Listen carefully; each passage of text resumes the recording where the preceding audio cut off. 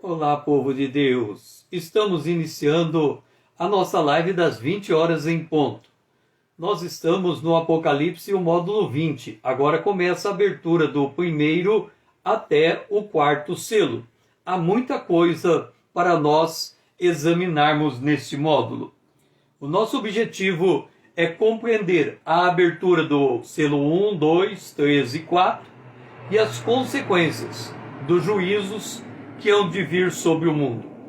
Nós estamos no Apocalipse, o capítulo 6, também o Apocalipse, o capítulo 12 e o capítulo 13.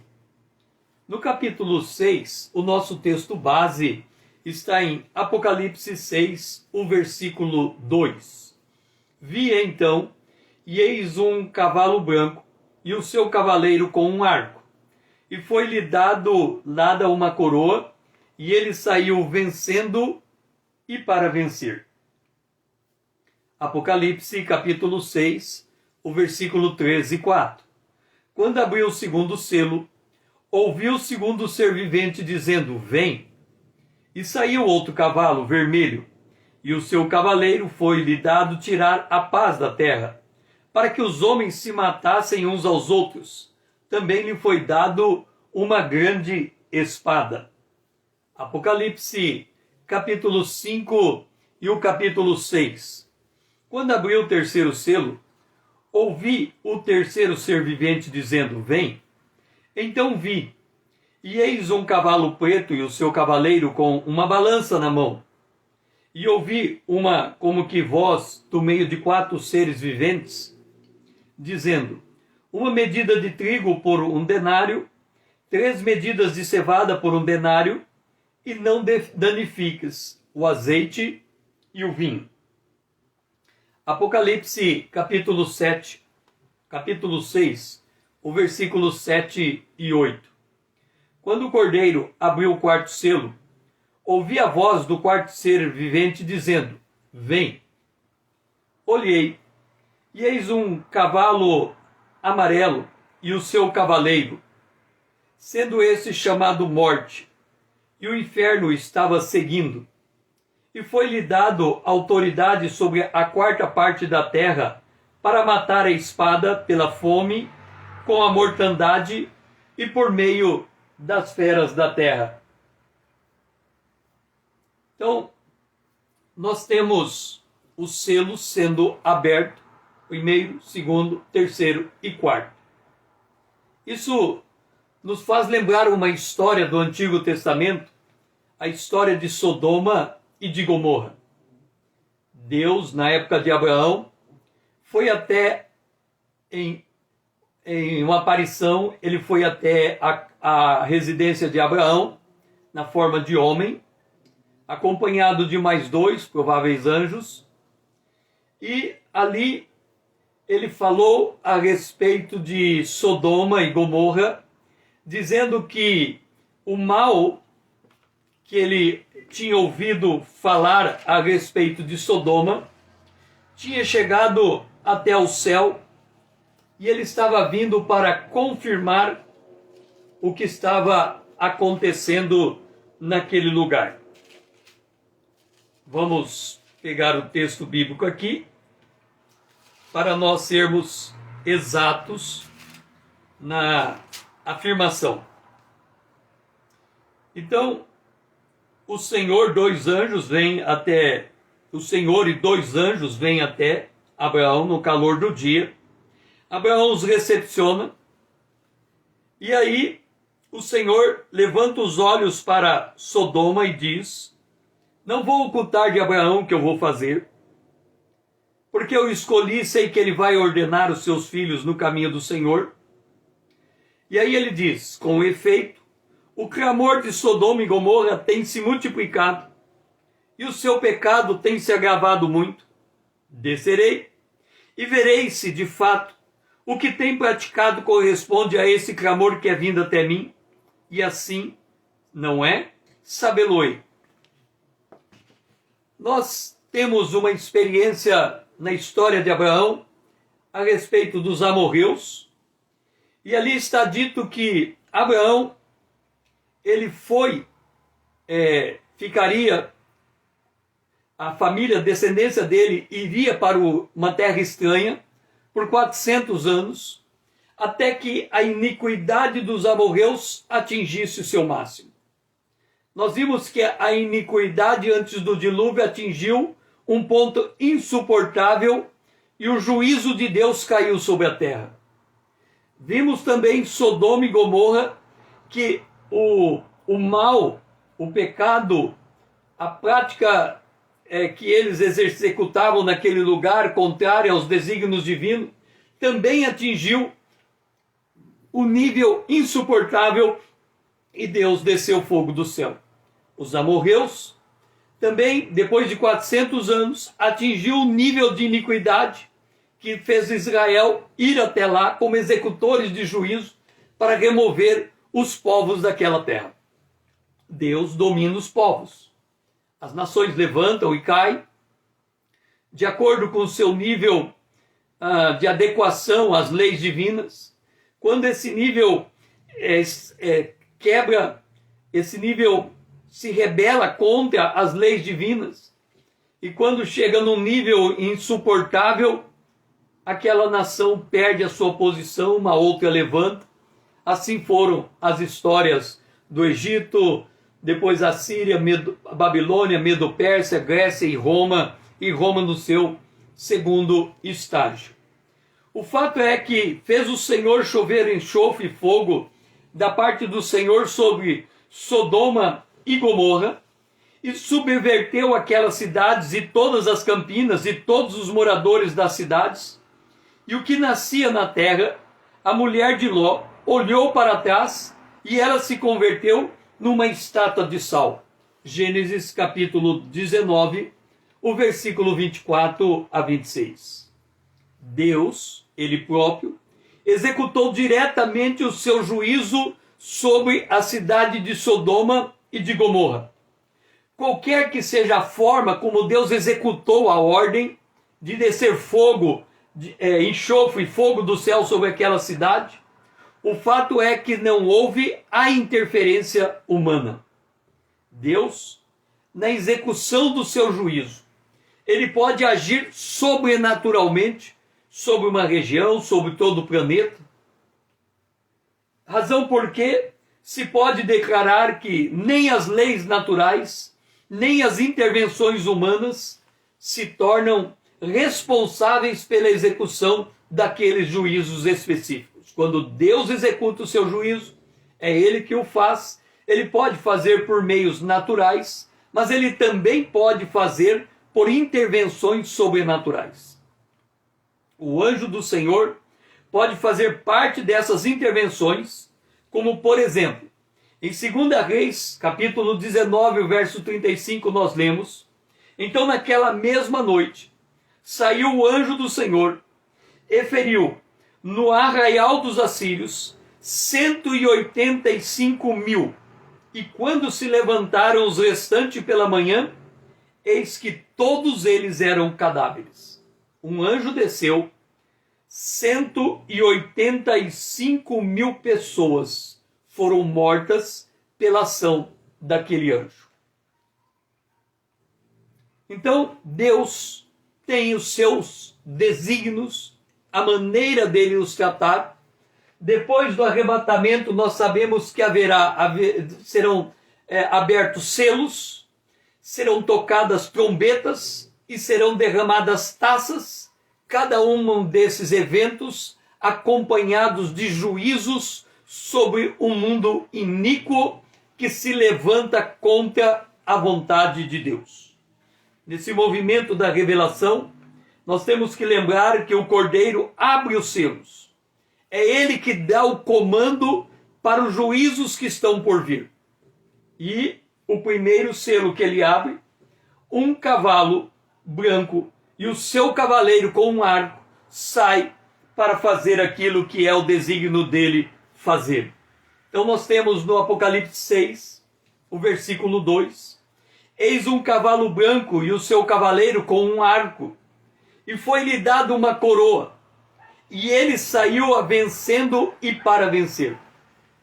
Neste momento, Lídia, seja bem-vinda, nesse momento da história, esse cavaleiro branco, que é a besta, nós já mostramos isso, esse cavaleiro branco que é o 8º rei, porque ele veio do 7, também mostramos isso, ele é distinto do 7, ele é um 8º rei, ele também é o 11º de 10, existem 10 reis que se levantarão no final dos tempos, entregando o poder à besta. A besta é o 11º, é um outro poder.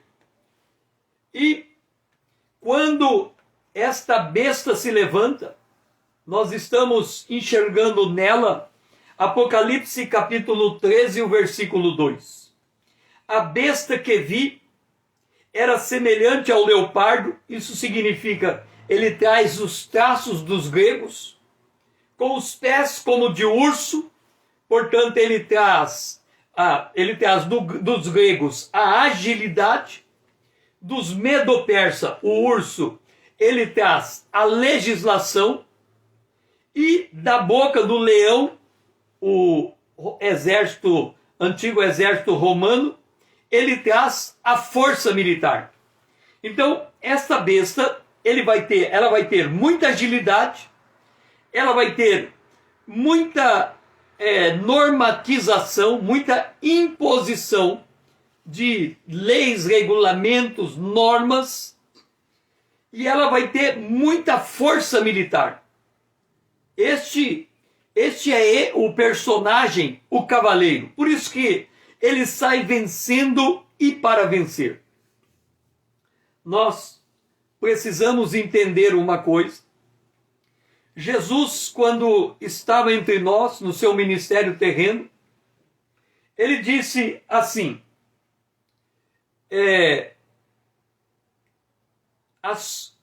eu edificarei a minha igreja e as portas do inferno não prevalecerão contra ela. Como é que você entende essa palavra? Eu edificarei a minha igreja e as portas do inferno não prevalecerão contra ela. Se nós pegarmos um templo,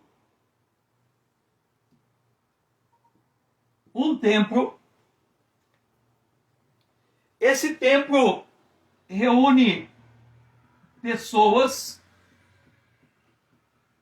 onde estiver 2 ou 3 reunidos, aí estou entre eles. E esse templo aqui que reúne pessoas, ele é possível de ser destruído.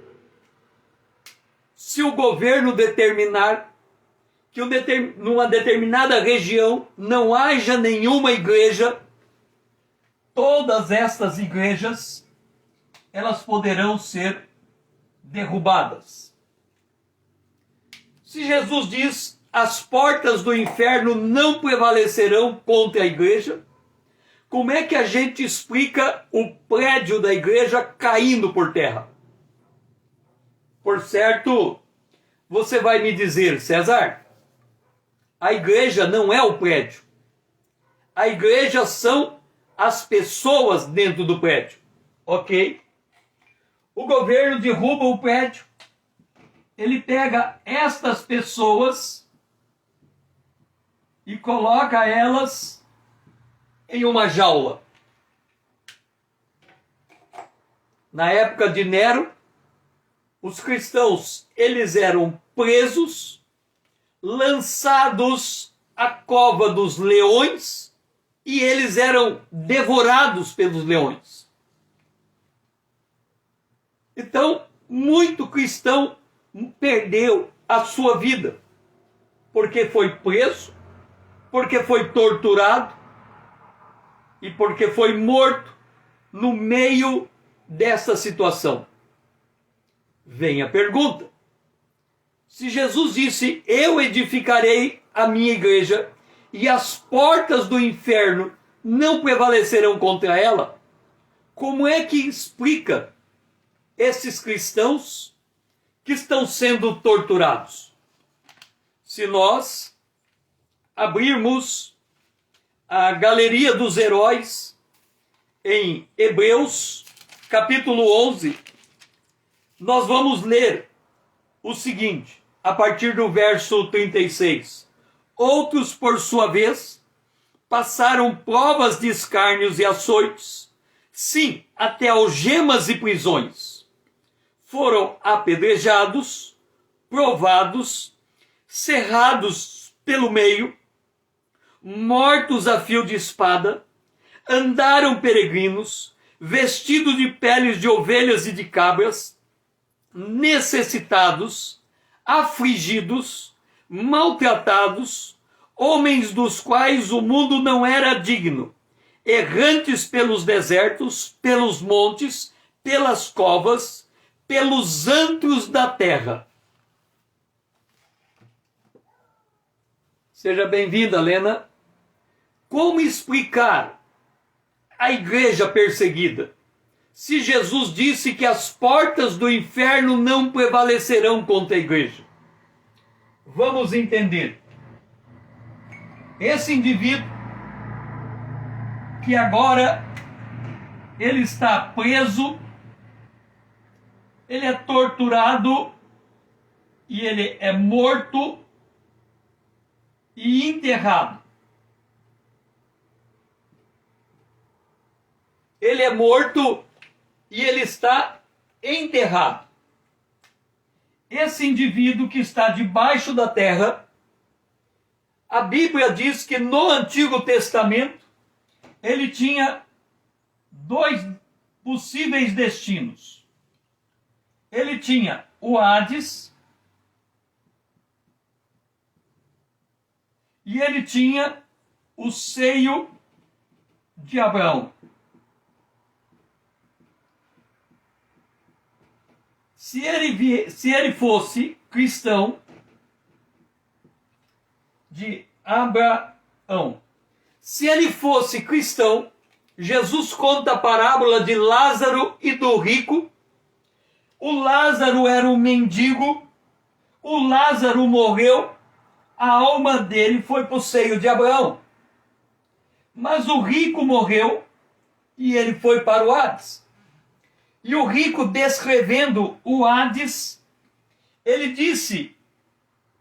percebeu que existia uma grande barreira, um abismo entre o Hades e o seio de Abraão, de forma que quem estivesse no seio de Abraão não podia ir para o Hades, e quem estivesse no Hades não podia ir para o seio de Abraão.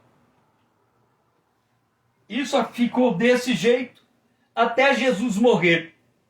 Quando Jesus morreu, Jesus veio ao seio de Abraão, pegou todos os que estavam ali e levou para a presença de Deus.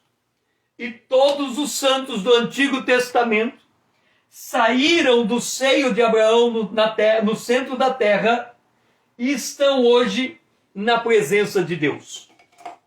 É por isto que nós lemos em Hebreus, capítulo 12, o versículo 1, portanto também nós que estamos vivos, visto que temos a rodear-nos, quer dizer, no mundo invisível, tão grande nuvem de testemunhas.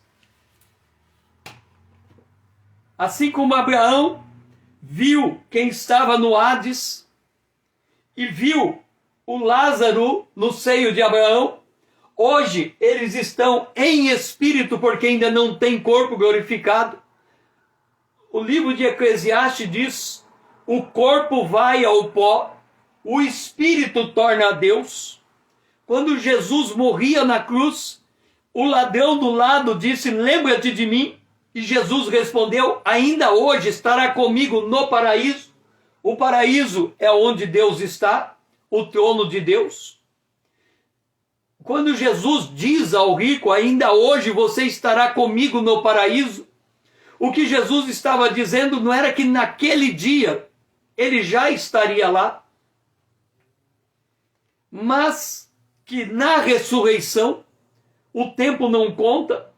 Então, quando ele dorme, o corpo humano dorme, vira pó, o espírito volta para Deus, do ponto de vista da nossa percepção, porque os mortos não têm contato com os vivos. Então, o cristão está como dormindo, aguardando a ressurreição.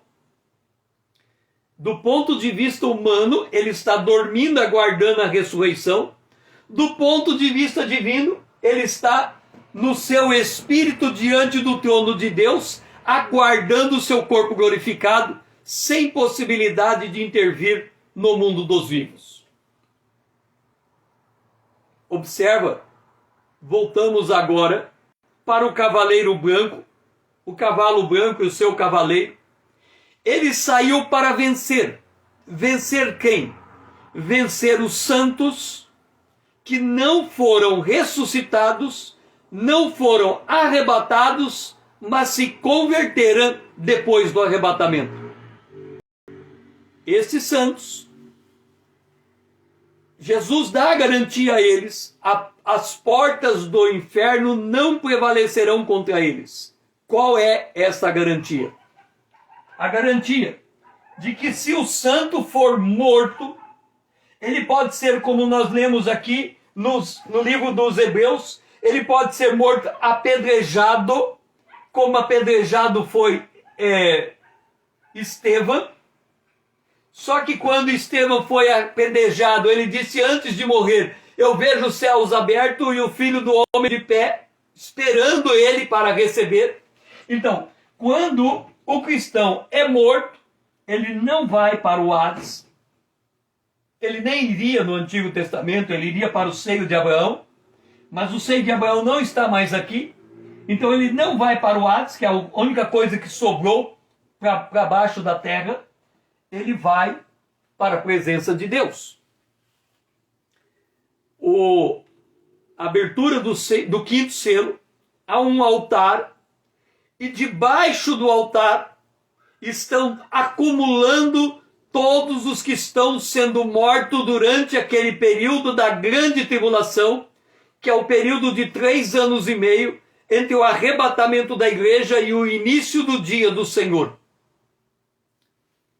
Então, quando nós lemos que o cavaleiro branco, o cavalo branco com o seu cavaleiro saiu vencendo e para vencer, significa que todos os que se converterem.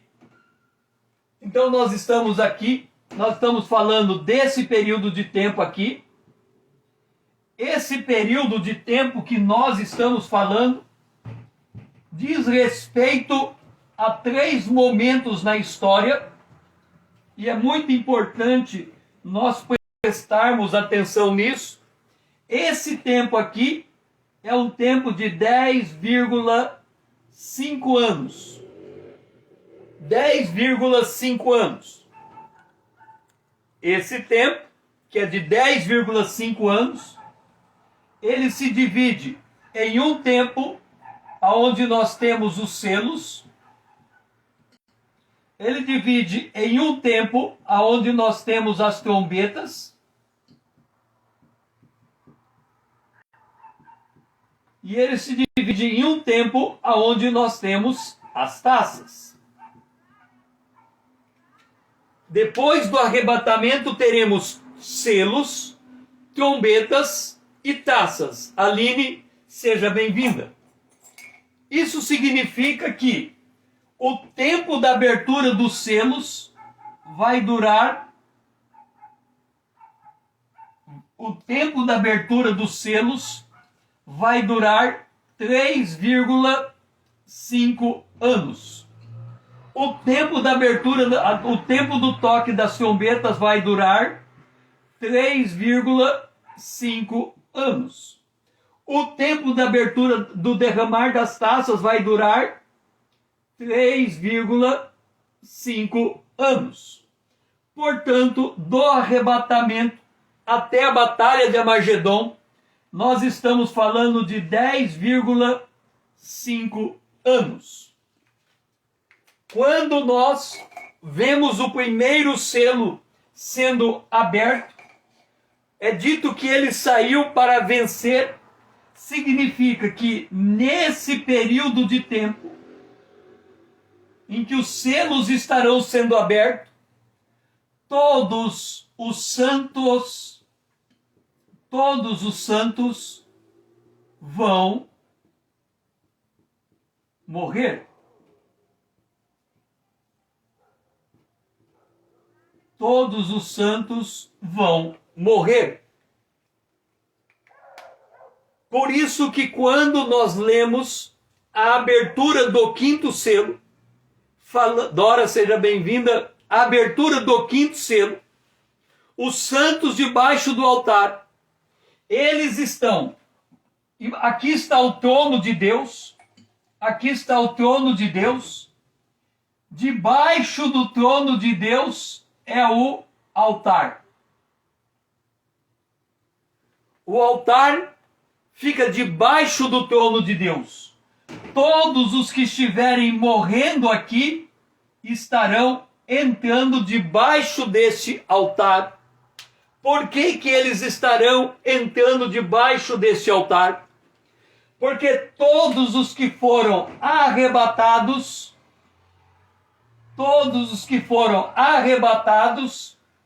estarão com o seu corpo glorificado no céu. Todos os que foram ressuscitados, todos os que foram arrebatados, estarão com seu corpo glorificado nos céus.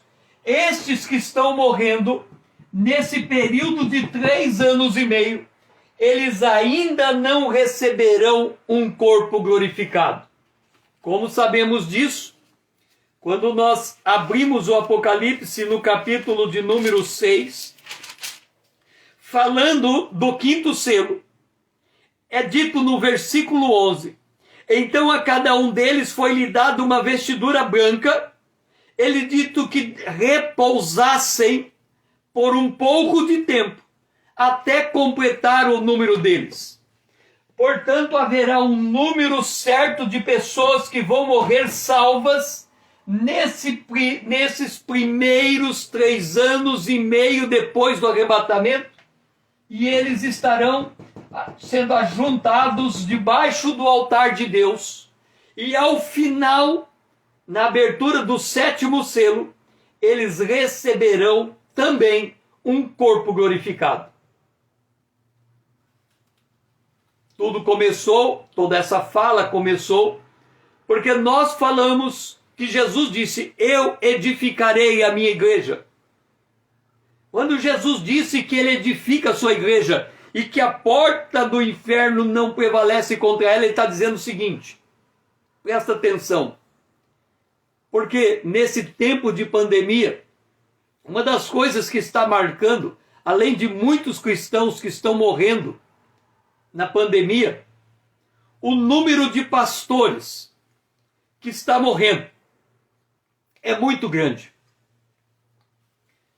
Aí alguém olhando para esse cenário, ele diz assim, Deus, se as portas do inferno não prevalecem contra a igreja, Rosana, seja bem-vinda, se as portas do inferno não prevalecem contra a igreja, como é que explica nessa pandemia o número de pastores que estão morrendo?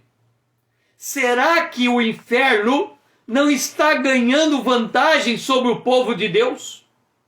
Entenda, quando Jesus disse, as portas do inferno não prevalecem contra a igreja, ele está dizendo, ainda que um cristão seja morto por amor a mim, a alma dele não vai para o Hades, não vai para o inferno, ela sobe para Deus. Por isso que nós lemos no Salmo que a morte dos santos é preciosa ao Senhor. Por isso que lemos Paulo dando testemunho, dizendo que não sabe o que escolher. Se ele fica, ele prega o evangelho. Se ele vai, ele está com Cristo.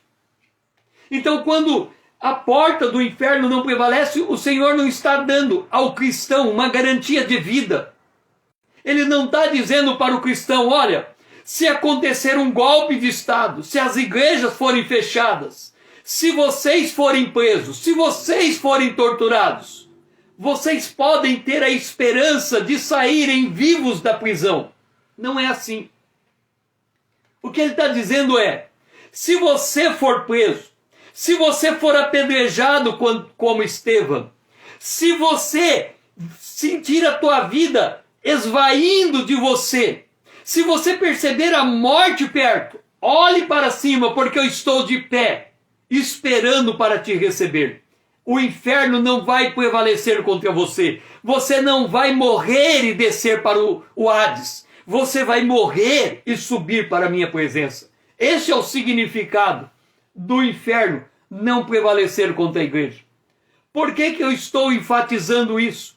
Porque quando acontecer o arrebatamento, quando o primeiro selo for aberto, a primeira coisa que nós tomamos ciência é que o cavaleiro do cavalo branco, que é o mesmo que a besta, que é o mesmo do homem da perdição, que é o mesmo que o filho do pecado, que é o mesmo o príncipe que havia de vir, esse indivíduo vai matar todos os santos que se converterem nesse período. E ainda assim, ele vai vencer do ponto de vista humano, mas ele vai perder do ponto de vista divino, porque todos eles que morrerem no período da abertura dos 7 selos estarão na presença de Deus, guardados por Deus. Seja bem-vinda, mulher profissional. Então, entenda bem, quando nós examinamos a abertura do primeiro selo depois do arrebatamento, a besta que tem aparência de leopardo, ela vai ser muito rápida, que tem aparência de urso, ela vai usar a lei a favor dela, que tem aparência do leão, ela vai usar o poder militar a favor dela. O que vai acontecer com quem fica na Terra? Na Terra, no planeta Terra, durante o período da tribulação, durante o período que vai do arrebatamento até o Armagedon, vai ter 3 tipos de pessoas. Uma, aqueles que se convertem. 2, aqueles que têm o seu nome, não têm o seu nome escrito no livro do Cordeiro e estão destinados à perdição. 3, Israel, preste a se converter a Jesus Cristo. Estes serão os povos do tempo do fim. Sendo que, depois que terminar os 3 anos e meio, só vai sobrar na terra Israel e quem não tem o nome escrito no livro da vida. Porque no dia do Senhor, Deus estará tratando com as nações e com Israel a porta da salvação. Sob a ótica que nós conhecemos hoje, termina quando o sol ficar negro, a lua vermelha, na abertura do 6º selo. Os que ficarem na terra, Apocalipse capítulo 13, verso 4, adorarão o dragão, porque deu a sua autoridade à besta, também adorarão a besta, dizendo, quem é semelhante à besta e quem poderá pelejar com ela? Imagina você a situação que estará o planeta Terra naquele período. Se você olhar para todos os santos que estão se convertendo, você vai observar que eles se convertem num dia e estão morrendo no outro. Estão sendo presos, torturados e mortos. Para você ter uma noção do que estamos falando, nesse período de tempo, na abertura dos selos, 1/4 da humanidade vai morrer. Isso dá 1,5 bilhões de pessoas. É o número de mortos neste período. E dentre esses mortos, todos os que se converterem também morrerão. A Bíblia, Jesus diz que nesse período levantarão muitos falsos profetas e enganarão a muitos. Por quê? Por que vai se levantar nesse período falsos profetas? Porque a besta ainda não assinou o acordo com Israel, e o cristianismo vai se constituir para os que ficarem a resposta para o que está acontecendo. Entenda, quando nós falamos do cristianismo depois do arrebatamento, não é o cristianismo que nós conhecemos. O cristianismo depois do arrebatamento é aquele que tem a aparência do cordeiro e a fala do dragão. Portanto, é uma obra de engano que vai estar operando nesse período, fazendo com que dando explicações plausíveis para explicar o arrebatamento da igreja e fazer com que as pessoas continuem nos templos adorando aquilo que eles pensam ser Deus. Lembra que a última igreja é a igreja de Laodiceia e que Jesus está para um lado de fora da igreja, expressando um período de grande apostasia, que é o período que antecede o arrebatamento da igreja. Depois do arrebatamento da igreja, esta igreja que fica, a igreja institucional, confessional, que não experimentou o novo nascimento, esta igreja vai ser enganada por falsos profetas, e esses falsos profetas levarão a igreja a adorar a besta. Como assim, César? No Antigo Testamento, Deuteronômio capítulo 13 diz assim, que se um profeta se levantar e ele declarar que um sinal vai acontecer, e o sinal de fato acontecer, e tendo o sinal acontecido, esse profeta disser, vamos servir a um outro Deus que não o Deus do céu, ainda que esse sinal tenha acontecido, esse profeta é falso. E depois do arrebatamento, haverá muitos sinais e prodígios de mentira, que levarão todos aqueles que não creram na verdade, mas amaram a mentira, venha se entregar à adoração a esta besta. E por se multiplicar a iniquidade, o amor se esfriará quase todos. Essa também é uma palavra declarada por Jesus acerca do período depois do arrebatamento. Muitos usam tanto 24:11, os falsos profetas, como 24:12, o amor se esfriando, como algo já presente na nossa era. Mas Jesus, quando ele fala em Mateus 24, sobre o tempo do fim, nós já tratamos disso, ele fala que haverá 3 períodos de tempo, ainda não é o fim, que é o tempo que estamos vivendo, onde haverá guerras e rumores de guerra.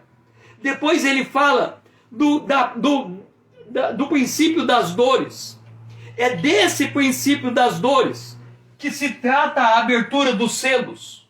É desse princípio das dores que se levantarão falsos profetas. É desse princípio das dores que vai se multiplicar a iniquidade em um nível inimaginável.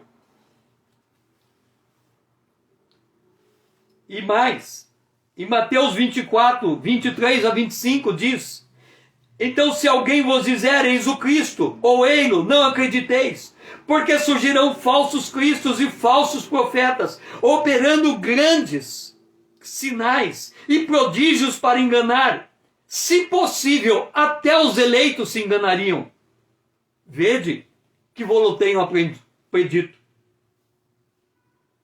Nós temos que entender uma coisa. Quando nós olhamos para o mundo como nós o conhecemos, o mundo de hoje, eu não sei se vocês lembram, alguns anos atrás, houve uma greve na polícia, me parece que no estado da Bahia. E, imediatamente após o início daquela greve na Bahia, o número de assaltos, de de crimes aumentou vertiginosamente. Quase foi necessário a Força Nacional ir até lá, não sei se ela chegou a ir, para colocar paz naquele lugar. Há um tempo atrás, houve aqueles rapazes vestidos de negro, de preto, um grande movimento no Brasil. E uma das coisas que caracterizou aquele movimento é que eles entravam invadindo lojas, quebrando portas, muitos roubando coisas. Hoje, quando um caminhão de carga, ele tomba na estrada e a carga se espalha, as pessoas de todas as classes sociais, elas param no meio daquele acidente e ao invés de se preocupar em socorrer quem está acidentado, eles recolhem as cargas para levar para casa, porque eles chegam à conclusão que se a carga está caída no chão, caiu do caminhão, qualquer um pode pegar, porque ela deixou de ter dono. Por que eu estou dando estes exemplos? Para mostrar que no período que nós estamos vivendo, a malignidade já aumentou a um nível tal que se houver o mínimo, se for diminuídas as restrições da segurança pública, aflora todo o nível de maldade no ser humano. Ele se sente livre de praticar o mal. Agora imagina o que vai acontecer depois do arrebatamento, quando o sal e a luz, o sal que salga a terra e a luz que ilumina a terra, for retirada da terra por meio de um rapto. A terra será imediatamente envolvida nas mais densas trevas. O período depois do arrebatamento será um período de violência sem igual. Jesus disse que antes do arrebatamento ainda não é o fim, ele falou, haverá guerras, rumores de guerras, mas depois do arrebatamento ele muda. Antes é guerras e rumores de guerras. Depois do arrebatamento é nação contra nação, povo contra o povo. Antes do arrebatamento ele não fala, ele fala das guerras, mas depois do arrebatamento ele diz, e vão trair uns aos outros, para demonstrar o grau de malignidade das pessoas neste período de tempo. Por isso diz, e por se multiplicar a iniquidade, depois do arrebatamento, a iniquidade vai multiplicar vertiginosamente.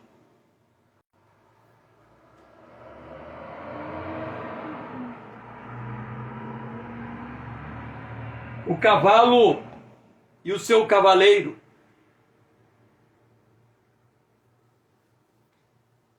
A Bíblia diz que depois do arrebatamento, Apocalipse capítulo 13, versículo 1, vi emergir do mar uma besta que tinha 10 chifres e 7 cabeças. E sobre os chifres 10 diademas e sobre a cabeça nomes de blasfêmias. Nós temos que entender a história. Antes do arrebatamento, havia a besta escarlate.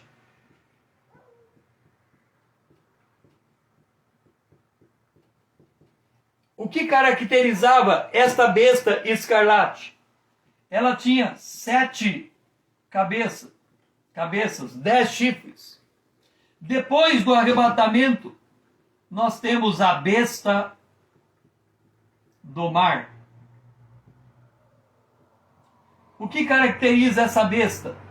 Ela tem 10 chifres e 7 cabeças. Qual é a diferença porque a ordem foi invertida? É que esses 7 Este sete representa o Egito, a Assíria, a Babilônia, a Medo-Pérsia, a Grécia, a Roma e a Roma na sua segunda fase. Representa esse fluxo de história até chegar ao arrebatamento.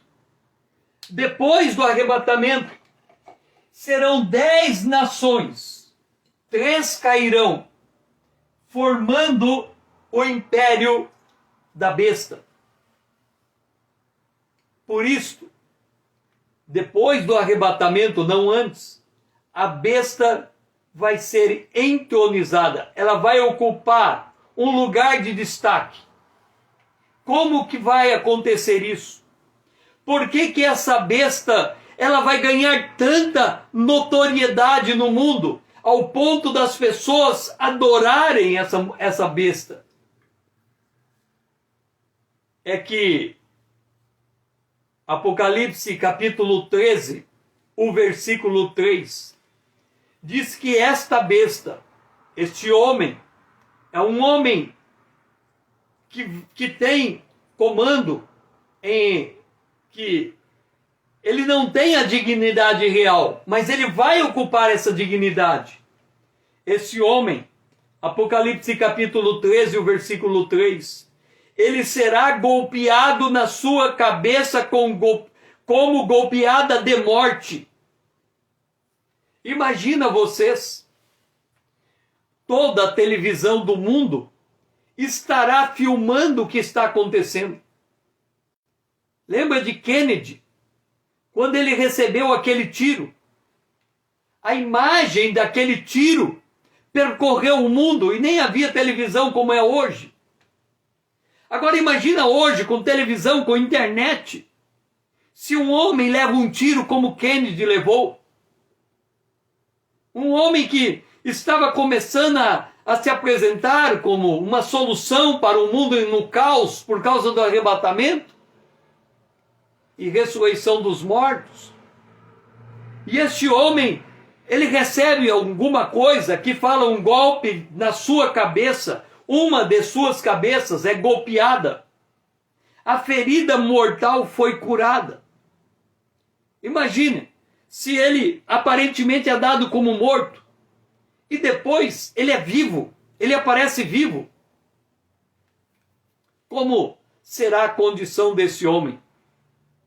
Tem uns filmes agora dos zumbis. São seres que morrem e depois voltam à vida, sei lá como. Não lembro, acho que não assisti nenhum filme de zumbi, senão as passagens mostrando. Então não sei como é que eles morrem e depois eles voltam à vida. Mas o fato é que esse homem vai estar mais ou menos numa condição como esta. Como se fosse um zumbi levantando. E ele vai se levantar numa autoridade inimaginável. Por quê? Porque o dragão vai entregar a autoridade a esse indivíduo. E as 10 nações também vão entregar a autoridade a esse indivíduo. E o povo, a multidão que vai adorá-lo, vai dizer: quem é semelhante à besta? E quem poderá pelejar com ela?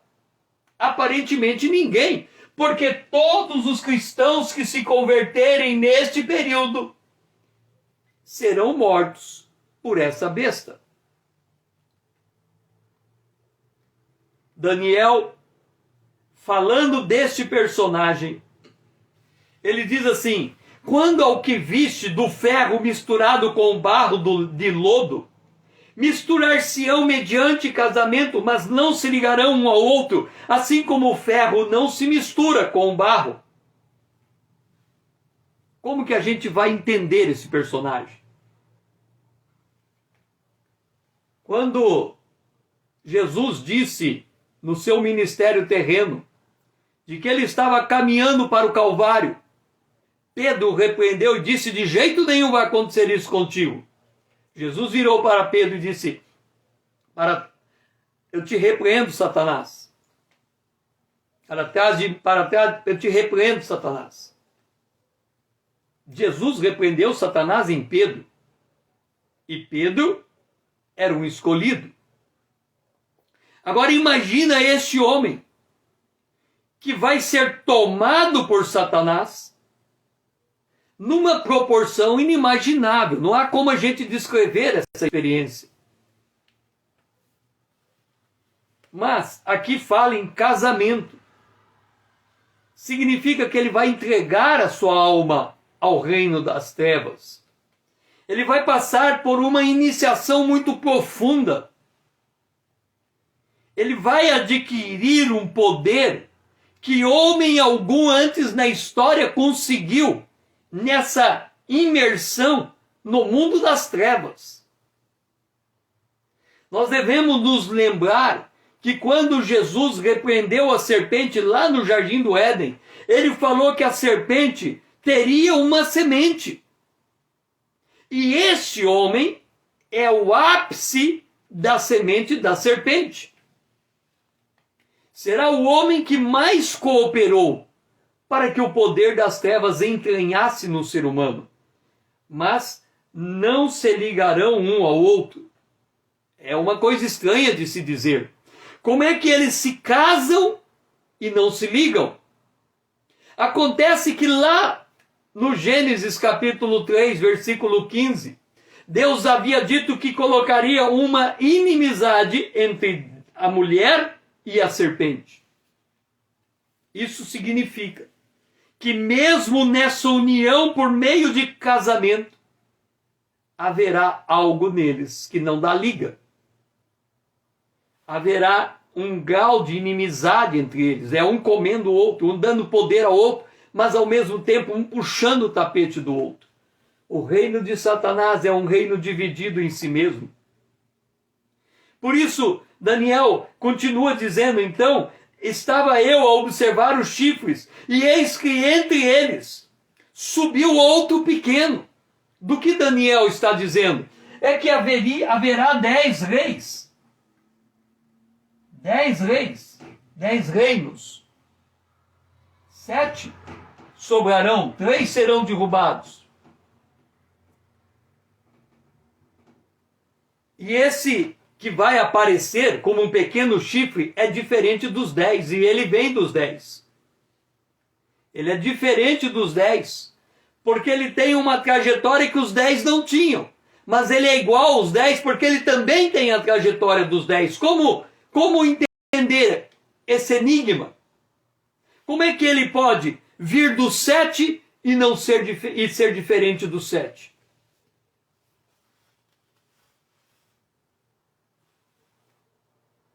Se nós considerarmos qualquer governante hoje, porque não foi assim no passado, mas hoje, o governante no passado, na época de César, ele era rei e ao mesmo tempo ele era o Deus daquele país. Veja o caso de Nabucodonosor. Nabucodonosor fez uma estátua e disse que todo homem tinha que adorar aquela estátua. Depois, ele editou uma lei e declarou que nenhum homem no seu reino poderia falar a outro Deus se não pedir algo a ele. E ali tem a história de Daniel, que continuou orando, que foi preso, que foi lançado na cova dos leões. Então, no mundo antigo, era comum nós vermos um rei que era ao mesmo tempo um sacerdote. Hoje, todos os governantes do mundo são reis, não tem nenhum sacerdote entre eles. À exceção de um. Existe um governante no mundo que ele tem 2 papéis. Ele é rei e ele é sacerdote. Esse governante, que ele tem uma cidade-estado, ele pode entrar numa nação escolhendo o modo como ele entra. Ele pode entrar como rei, ele pode entrar como sacerdote. Se nós olharmos todos os governos do mundo, menos este, todos os governos do mundo só têm reis. Neste caso, nós temos um rei que também é um sacerdote, nós temos um sacerdote que também é um rei. Este, o chifre pequeno, porque o seu encrave é pequeno, diante do qual 3 primeiros chifres foram arrancados. E eis que neste chifre havia olhos como de homens e uma boca que falava com insolência, porque ele recebeu autoridade para vencer. É nesse cenário. Nós estamos falando da abertura do primeiro selo.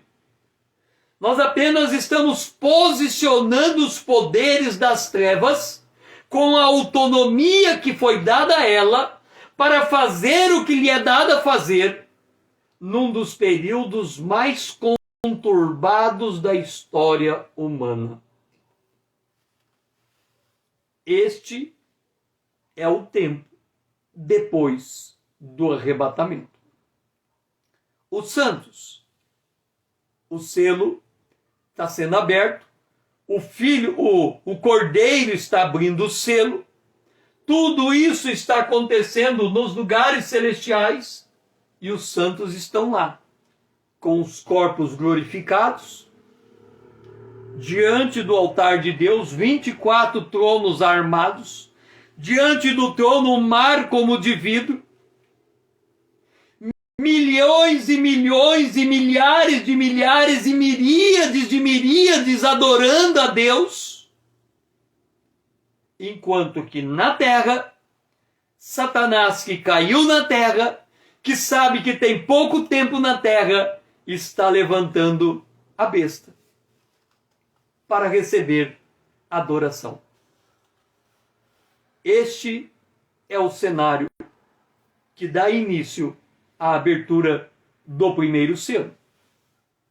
E assim, nós estamos terminando a live de hoje. E eu convido você para vir amanhã aqui, 20 horas, para darmos continuidade na abertura desses selos, porque há muito por vir, muita coisa para vir. E que nós possamos estar preparados para entender esse tempo do fim e preparados para subir quando a trombeta tocar. Venha fazer parte dessa comunidade. Vamos tornar essa comunidade relevante para essa mensagem mais longe. Eu preciso da sua ajuda. Toque no aviãozinho, mande para os seus amigos. Vamos ajudar, me ajude a despertar o povo de Deus, porque se o povo de Deus se levantar, o próprio Cristo o esclarecerá.